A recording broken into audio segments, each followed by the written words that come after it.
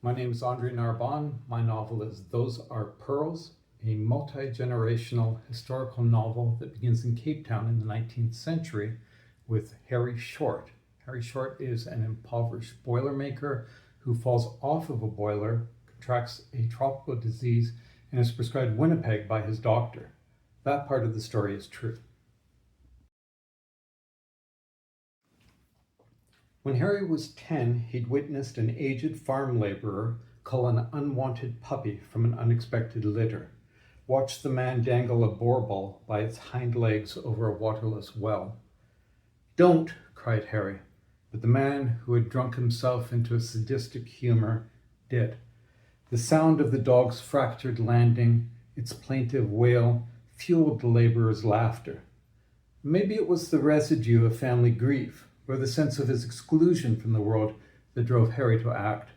Only a year earlier, he had survived a house fire that killed his parents and was handed off into a small community near Port Alfred to an English uncle who regarded him as a half-breed, half-relation.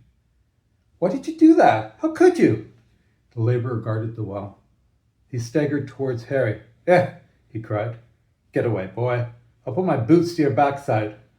Harry charged. His 65 pounds were enough to knock the drunk off his feet. The man struggled to get up, unable to coordinate his hands and his legs. A rope still dangled in the well, forgotten, and although Harry didn't know if it was long enough to reach the bottom, he took a chance and lowered himself into the darkness. The rope terminated on the well's floor, where the boar ball was in a frenzy of pain. It lashed at Harry, bit hard into his arm.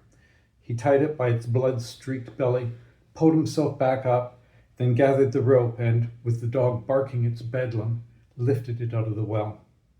The drunk, who still lay on the dusty ground, rained a violence of words on Harry. The sight of the dog's broken legs and bent spine did not move him to remorse or pity.